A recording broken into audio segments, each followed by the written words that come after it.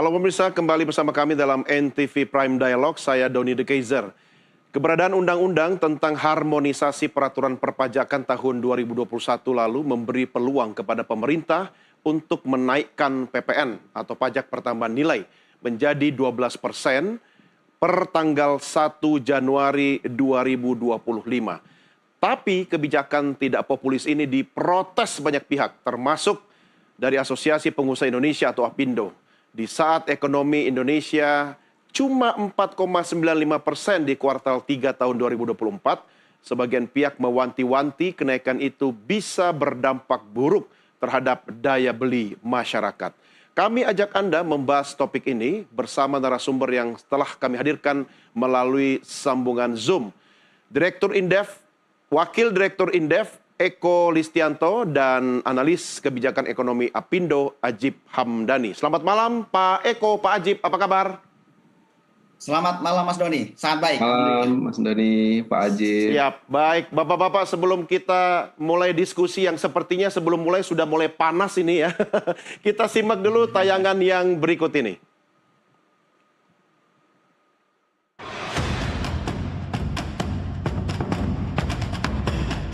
Penolakan masyarakat terhadap kenaikan PPN atau pajak pertambahan nilai tertuang dalam petisi online berikut. Inisiator petisi antara lain menyebut jangan minta pajak besar kalau belum becus melayani rakyat. Lebih jauh, petisi online ini menyatakan naiknya PPN bakal membuat harga barang naik sehingga berpengaruh terhadap daya beli. Terlebih, daya beli masyarakat terus merosot sejak Mei lalu. Kenaikan PPN dituding hanya akan bikin daya beli terjun bebas.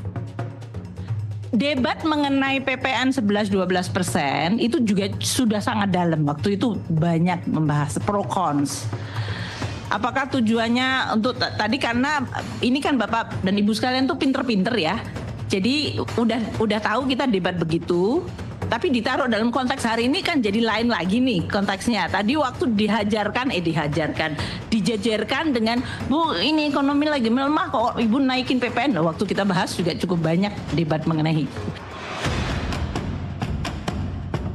Jika PPN dinaikkan, barang berwujud seperti alat elektronik, pakaian dan fashion, kendaraan bermotor, perabot rumah tangga, hingga makanan olahan dan kemasan juga menjadi sasaran. Kenaikan PPN dari 11% menjadi 12% bakal membuat Indonesia sebagai negara dengan tarif PPN terbesar di Asia Tenggara. Jauh lebih tinggi dibandingkan negara jiran seperti Malaysia dan Singapura yang cuma mengenakan PPN sebesar 6 dan 7%.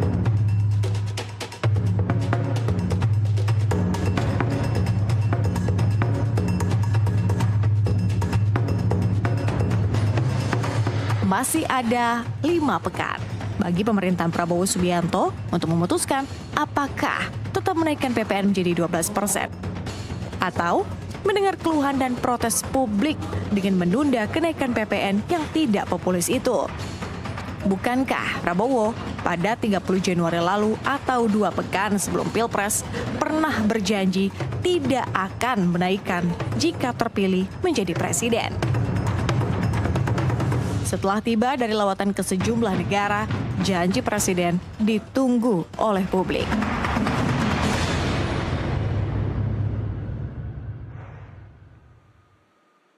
Langsung kita diskusikan, saya ke Pak Ajib dulu. Pak Ajib, Anda dan APindo terang-terangan menolak 12% PPN? Ya, sebenarnya bukan menolak, kita meminta waktunya ditunda. Berapa lama Pak idealnya? Mas Doni, karena beberapa pertimbangan. Karena begini. Kalau kita lihat narasi yang dibangun oleh Bu Menteri Keuangan itu ada 2 yang kami tangkap. Satu inilah berbicara masalah karena sudah menjadi amanah Undang-Undang Nomor 7 Tahun 2021 tentang harmonisasi peraturan perpajakan, di mana memang betul di situ disebutkan bahwa pada tanggal 1 Januari 2025 pemerintah bisa menaikkan pajak menjadi 12%. Yang kedua adalah memang ini menjadi kebutuhan budgeter atau kebutuhan buat anggaran negara. Oke, kita lihat satu persatu Mas Doni. Pertama, berbicara masalah legal standingnya. Sebenarnya pemerintah, ini masalah willingness. Karena kalau pemerintah mau, sebenarnya pemerintah juga pernah melakukan penundaan untuk objek pajak yang memang belum siap. Contoh, di undang-undang yang sama di HPP tersebut disebutkan bahwa pada bulan April 2022, seharusnya dikenakan pajak karbon, Mas Doni. Tapi Ya. faktanya sampai sekarang pemerintah juga belum menerapkan pajak karbon karena konsideran yang dibangun. Artinya kemudian kalau pemerintah mau membangun konsideran berpikir bahwa sekarang daya beli masyarakat sedang menurun, sekarang deflasi sedang terjadi, sekarang pertumbuhan ekonomi juga sedang mengalami slowdown dan lain-lain, itu sebenarnya bisa. Artinya narasi yang dibangun oleh Bu Menteri Keuangan yang pertama terbantahkan. Sekarang kedua, berbicara masalah kebutuhan budgeter. Kalau hitung-hitungan kita, Mas Doni, memang dengan pemerintah hanya cukup menaikkan 1% PPN dari 11 menjadi 12%, maka pemerintah bisa potensi menambah kira-kira di angka 80 triliun sampai dengan 100 triliun. Asumsinya karena pada tahun 2023 kemarin pemerintah itu penerimaan PPN dan PPNBM di angka sekitar 760 triliun, Mas Doni. Asumsinya dengan pertumbuhan ekonomi di kisaran 5% dan inflasi 2,5%, maka potensinya kira-kira akan nambah 80 triliun. Sebenarnya Mas Doni, pemerintah bisa melakukan jalan lain kalau untuk menambal kekurangan negara. Karena memang faktanya APBN 2025 kita sangat luar biasa sempit ruangnya, Mas Doni. Kita bisa bayangkan dengan 3.600 triliun belanja negara, itu potensi penerimaan negara itu hanya 2.100 triliun pajak, sekitar 400-an triliun cukai, dan 500-an triliun dari PNBP atau penerimaan negara bukan pajak. Artinya dengan 3.000 triliun uang terkumpul pun 600 triliun juga masih hutang. Dunia usaha memahami itu, Mas Doni. Tapi sebenarnya kalau Bu Menteri Keuangan itu bisa kreatif, itu sebenarnya bisa ditambal dari potensi penerimaan yang lain. Dan banyak opsi yang sudah kita berikan kepada pemerintah, Mas Doni. Kalau memang kebutuhan adalah kebutuhan budgeter, karena uang 80-100 triliun bisa ditambal dari kebutuhan lain. 2 poin itu yang membuat kami mendorong agar pemerintah menunda kenaikan tarif PPN sampai daya beli masyarakat sudah kembali membaik. Demikian, Mas Doni. Jadi Pak Ajib, menaikkan 1% itu bukan kreativitas Menteri Keuangan ya Pak ya? Ya, karena dengan hanya sekedar menaikkan tanpa effort lebih, pemerintah akan menambah pundi-pundi keuangan di angka 80 sampai 100 triliun. Kalau memang pemerintah mau, bisa itu didesain sehingga kenaikan penerimaan pajak itu tetap masuk, achieve bisa 2.100 triliun tahun 2025. Dan pemerintah punya ruang untuk itu, Mas Doni. Kira-kira demikian. Oke, ini kalau misalnya mengikuti amanat undang-undang yang memang Januari nanti, kurang hitungan hari lagi harus naik jadi 12%, pengusaha yang paling merasakan dampaknya itu seperti apa Pak Ajib?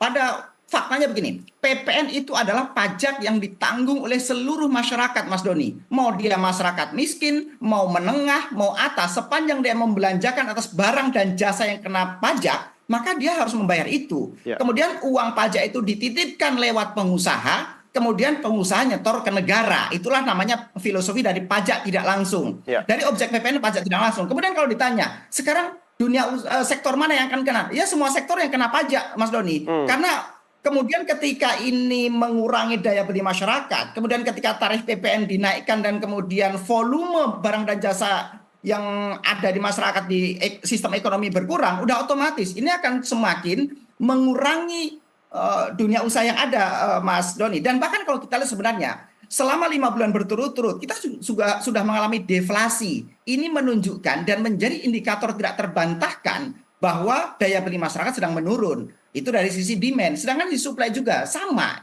bahwa PMI manufaktur, nanti mungkin Mas Eko bisa menambahkan datanya. PMI manufaktur kita sudah mengalami konstruksi loh Mas Doni. Bahkan di bulan Oktober kemarin hanya angka 46,5, jauh di bawah 50. Artinya sisi supply dan demand dalam konteks ekonomi Indonesia itu sedang kurang baik-baik saja. Kalau kita mau dikenakan kenaikan tarif pajak PPN sekarang, seharusnya pemerintah menunggu momen yang lebih tepat. Seharusnya pemerintah menunggu saat-saat yang lebih bagus ketika daya beli masyarakat sudah membaik, ketika PMI manufaktur sudah membaik, ketika pertumbuhan ekonomi sudah kembali di atas 5%. Itu yang menjadi harapan dunia usaha, Mas Doni. Oke, saya coba minta analisa Pak Eko.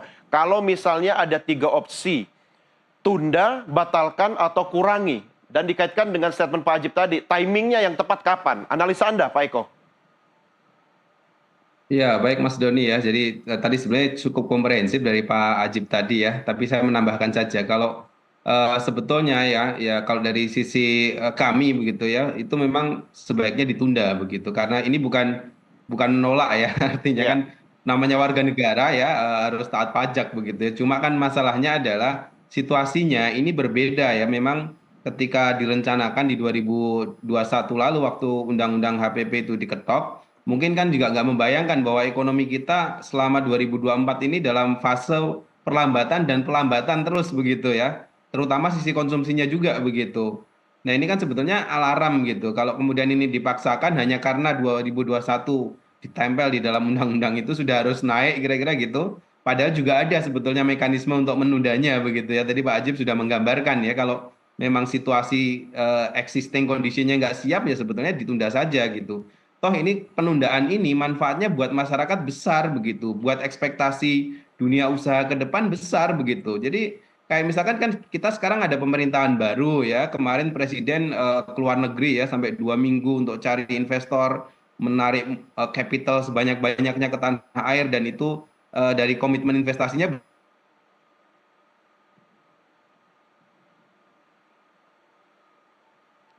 Iya, Pak Eko nge-freeze ya pada saat membahas kunjungan Presiden Prabowo ke luar negeri yang Menaruh uangnya di Indonesia malah kabur lagi gitu karena melihat oh ternyata daya belinya nggak sekuat yang diperkirakan semula gitu. Itu hal-hal yang sebetulnya harusnya di.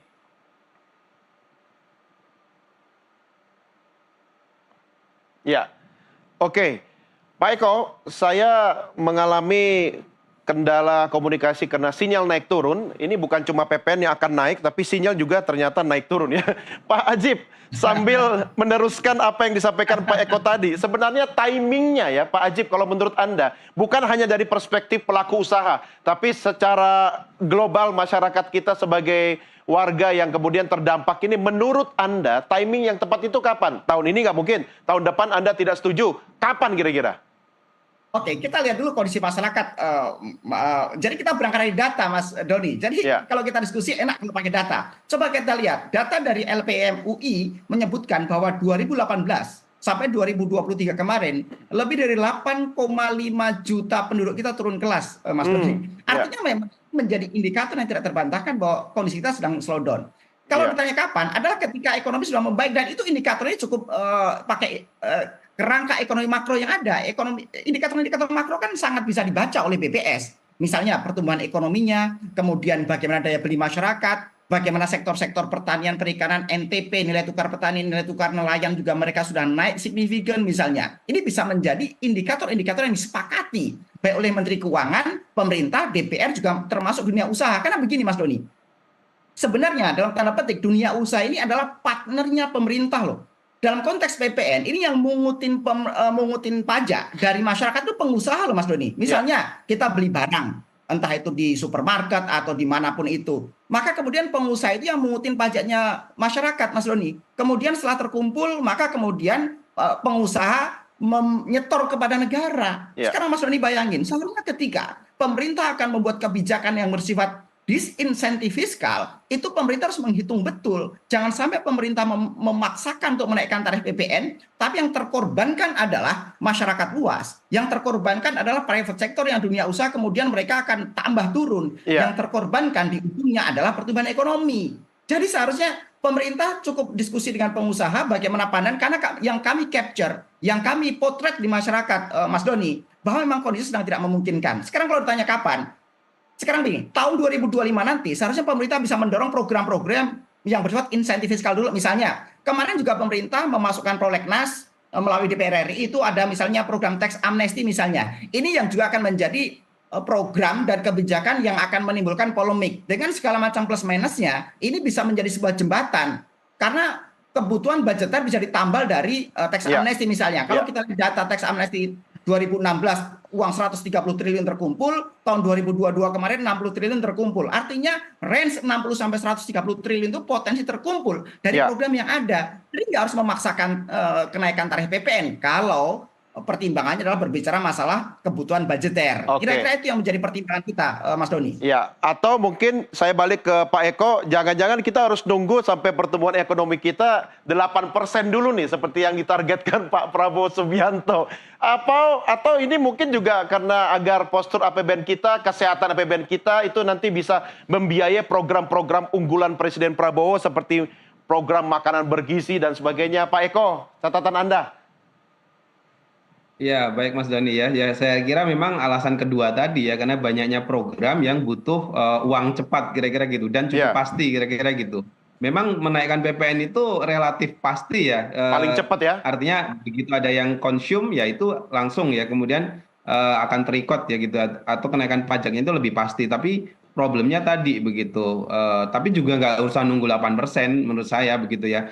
Kenaikan di 2022 itu kan 2022 ekonomi kita tumbuh 5,3%. Ya sungguh pun juga waktu itu ada juga narasi-narasi untuk menunda begitu. Tapi maksud saya di 2022 itu kan kemudian yang cukup dikritisi oleh masyarakat itu bukan pada pelaksanaannya, tapi pada item ininya ya bentuk ini yang dikenakan. Salah satunya tadi waktu itu ada wacana pemajakan PPN terhadap sembako yang kemudian karena penolakan besar di media ya dan juga di sosial media dan banyak yang bersuara akhirnya sembako tidak dikenakan kan begitu. Ya. Artinya sebetulnya masih ada ruang-ruang juga gitu ya untuk katakanlah oke, kalaupun misalkan nanti Januari nggak bisa, saya sih masih berharap selected begitu ya. Itu mungkin masih memungkinkan ya, itu kan opsi terakhir. Tapi sebetulnya dengan situasi tadi ya tergambarkan bahwa daya beli bermasalah, kalaupun dinaikkan, saya kok khawatir ya justru mungkin hitung-hitungan kenaikan penerimaan PPN itu belum tentu akan terrealisasi gitu karena bisa saja masyarakat kan sekarang sudah dalam kondisi katakanlah memang daya belinya lemah gitu. Iya, iya. Kita bisa menggunakan indikator ini Mas Doni ya ketika Lebaran kemarin ternyata pertumbuhan ekonomi kita nggak bisa lebih tinggi dari pertumbuhan ekonomi gitu dari pertumbuhan konsumsi kita gitu. Iya. Itu sebenarnya alarm yang sangat kuat begitu bahwa ada masalah di dalam daya beli. Oke, kalau ini kan sudah amanat undang-undang ya Pak Eko ya, apakah pemerintah harus menerbitkan Perpu ini sebagai jalan keluar untuk menyelamatkan kondisi darurat sekarang? Atau mungkin melakukan penghematan belanja rutin negara misalnya? Saya nggak tahu ya, apakah kita kebanyakan kementerian dan lembaga di kabinet yang sekarang sehingga belanja pegawai itu lebih dominan? Apa yang bisa Anda sampaikan untuk jalan tengah untuk menyelamatkan dalam kondisi sekarang ini Pak Eko? Oke ya, sebetulnya kalau langkah secara undang-undang mungkin ahli hukum lebih tahu ya. Biasanya sih memang ya undang-undang dibatalkan dengan undang-undang gitu ya. Cara cepatnya biasanya ada Perpu ya untuk mengatasi persoalan itu. Tapi begini, kalau kemudian opsi-opsi penghematan itu sebetulnya juga masih memungkinkan dugaan saya ya. Karena kan kementerian ini juga lebih besar begitu pada saat ini, tentu belanja birokrasinya bisa meningkat. Nah, opsi-opsi penghematan ya seperti yang sedang dilakukan saat ini ya, mengurangi katakanlah perjalanan dinas dan mungkin ada opsi-opsi yang lain begitu terkait dengan efisiensi anggaran, itu juga sangat diperlukan. Kalau itu bisa dilakukan, itu juga menjadi indikator baik begitu untuk disampaikan kepada masyarakat begitu bahwa kita juga berusaha menghemat loh begitu. Kira-kira dari sisi pemerintah juga begitu. Jadi upaya-upayanya sebetulnya masih banyak kan gitu ya, ruang-ruang gitu ya di luar langsung katakanlah mengeluarkan kebijakan yang berimplikasi kepada konsumen tadi begitu. Artinya penghematan itu lebih diutamakan ke belanja pegawai ya, pemerintah ya, bukan penghematan dari sisi masyarakat begitu ya?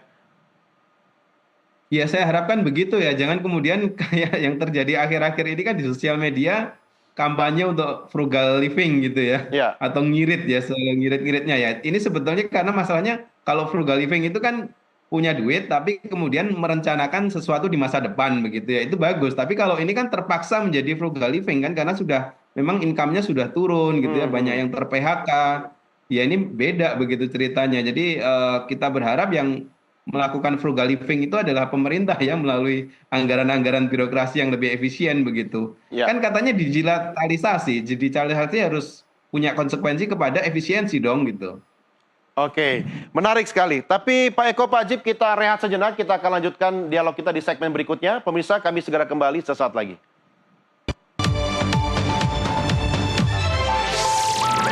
Anda masih bersama kami dan sebelum kita lanjutkan dialog, saya ajak Anda kembali untuk menyimak pernyataan Menteri Keuangan Sri Mulyani berikut ini. Pak Anggito atau Pak Suryo, Pak Yon di sini yang ngitung-ngitung banyak sekali.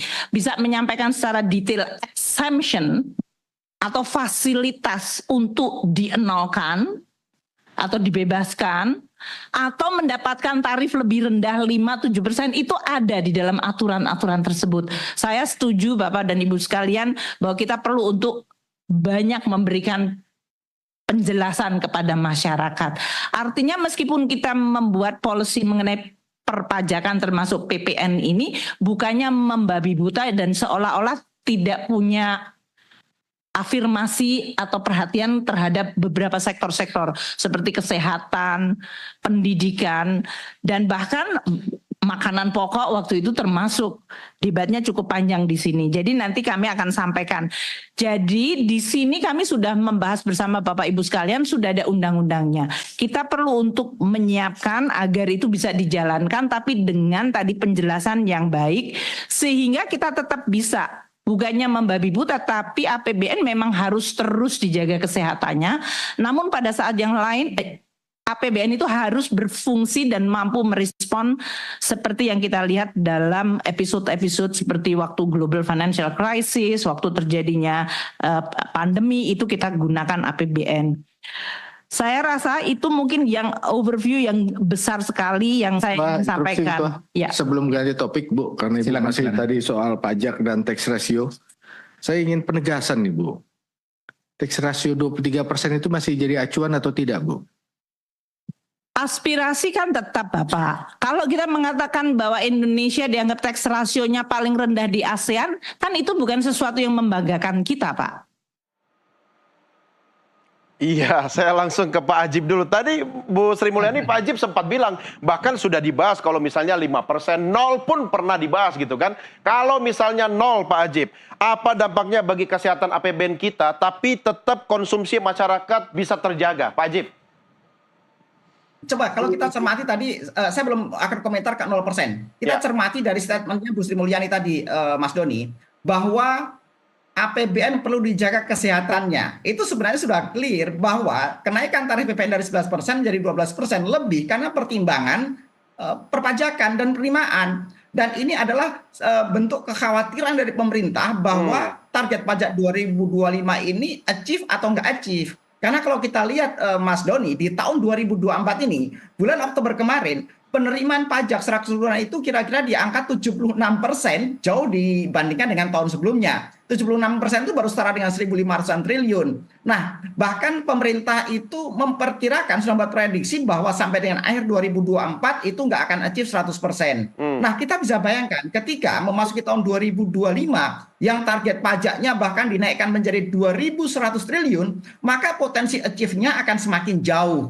Makanya kemudian solusi pintasnya adalah menaikkan tarif PPN. Kira-kira kan narasinya akan begitu, Mas Doni. Dan sekali lagi perlu kita sampaikan, hitung-hitungan kita 80-100 triliun akan masuk ke pundi-pundi keuangan negara ketika pemerintah menaikkan tarif PPN. Nah, kembali ke tadi. Sebenarnya Bu Sri Mulyani sudah membuat spill, sudah membuat bocoran-bocoran bahwa sebenarnya pemerintah itu bisa menaikkan tarif, membuat tarif itu 5% sampai 15%. Ini menjadi domain pemerintah.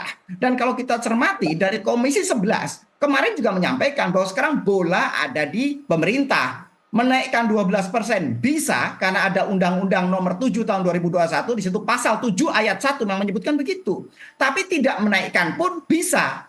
Dan bahkan tadi Bu Sri Mulyani bilang kalau menurunkan juga bisa kok.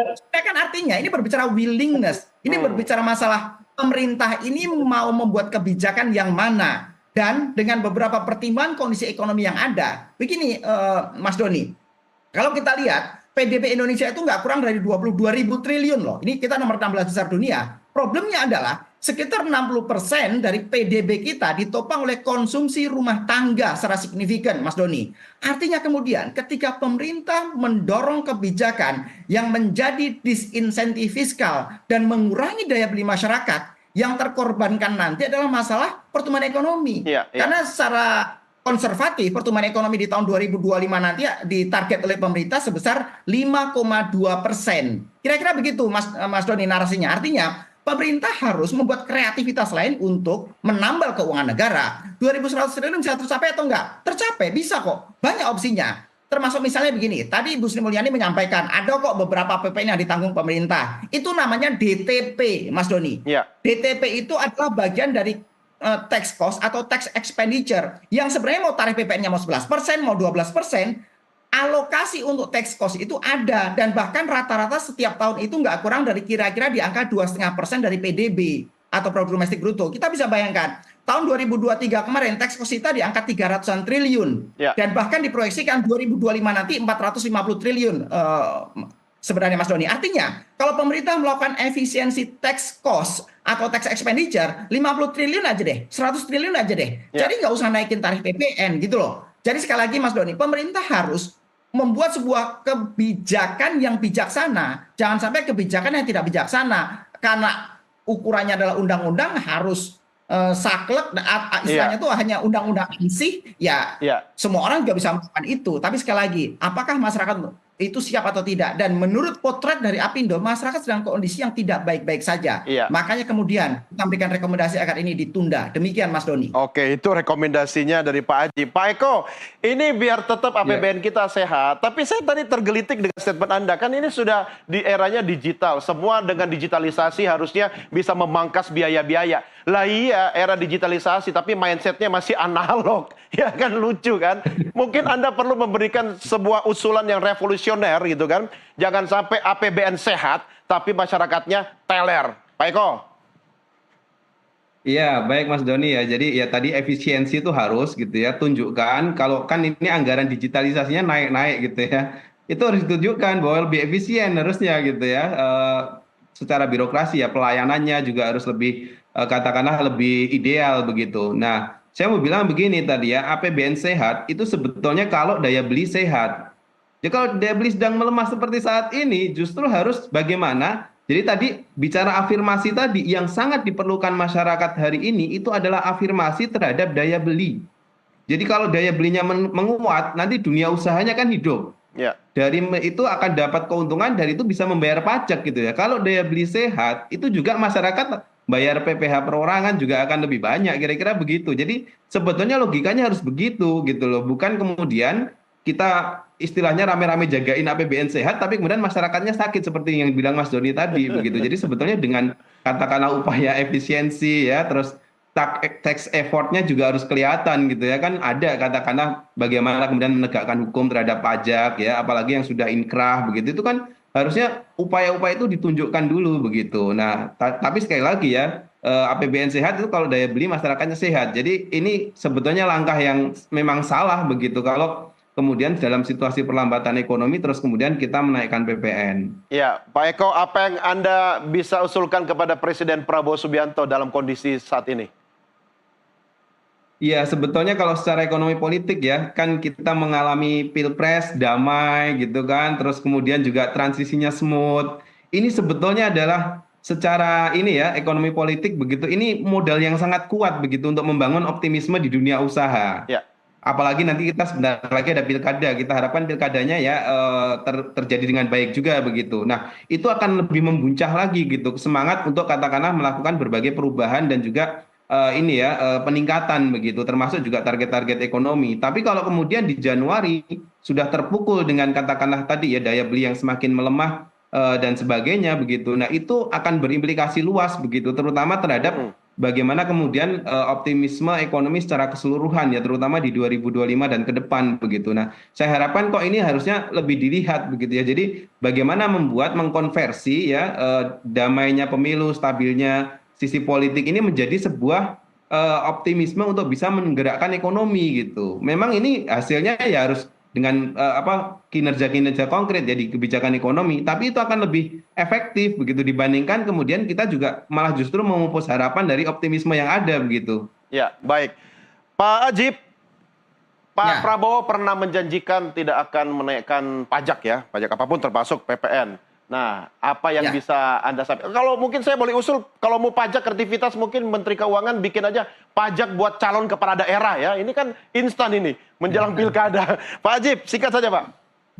Oke, izin saya akan memberikan ini bisa 3 gradul masalahnya Mas Doni. Izin saya menyampaikan agak sedikit minta waktu dikit. Pertama, sebenarnya pemerintah itu bisa menaikkan penerimaan tidak harus dari pajak. Kalau kita kritisi Mas Doni, PNBP, penerimaan negara bukan pajak di tahun 2025 nanti hanya ditarget 500 triliun. Harusnya pemerintah bisa lebih dari itu. Ya. Contoh. Kita berbicara BUMN.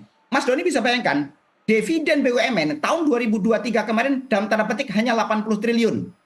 Itu pun 40 triliun kembali diambil dalam bentuk penyertaan modal negara lagi. Padahal satu sisi BUMN itu mempunyai aset 10.000 triliun Mas Doni. Artinya dari hitung-hitungan return on asset itu pemerintah hanya mampu di angka 0,4 sampai 0,8. Ya. Artinya pemerintah harusnya menarik target dividen BUMN itu misalnya di angka 1 sampai 2% dari aset seharusnya bisa. Itu gradasi pertama. Pak Ajib, saya harus minta negara. Anda untuk mempercepat statement Anda. Oke. Yang kedua, kalau berbicara masalah pajak, pemerintah perlu mengevaluasi tax cost-nya. Tax cost-nya cukup diturunkan. Tadinya 450 triliun, turunkan jadi 350 triliun. 100 triliun itu cukup untuk menambal yang tadinya harapan pemerintah dari potensi PPN. Itu yang kedua. Yang terakhir, kalaupun pemerintah terpaksa, kalau ini terpaksa, harus menaikkan tarif PPN, Mas Doni. Pemerintah harus memberikan insentif fiskal di sisi lain yang menopang daya beli masyarakat. Misalnya menaikkan penghasilan tidak kena pajak. Mas Doni bisa bayangkan, PTKP Indonesia sejak tahun 2016 sesuai dengan PMK nomor 101 itu nggak pernah naik, hanya 54 juta setahun. Harusnya kalau pemerintah terpaksa menaikkan tarif PPN, naikkan juga penghasilan tidak kena pajak. Naikkan juga bagaimana UMKM itu dalam skala omset tertentu nggak usah bayar pajak juga gitu. Jadi artinya terkonversi. Satu sisi pemerintah mendapatkan dari PPN, tapi satu sisi masyarakat PPh-nya juga dikurangi. Karena di golongan menengah bawah, Mas Doni, ketika mereka mendapatkan efisiensi pajak penghasilan yang nggak perlu dibayarkan, kecenderungannya mereka juga akan kembali membelanjakan kok, bukan untuk ditabung. Artinya pemerintah harus lebih kreatif, bagaimana mendesain kebijakan lebih komprehensif yang memberikan insentif terbaik buat masyarakat. Demikian Mas Doni. Baik. Usulan Anda berdua sangat menarik, mudah-mudahan nanti didengarkan oleh Menteri Keuangan dan juga Presiden Prabowo.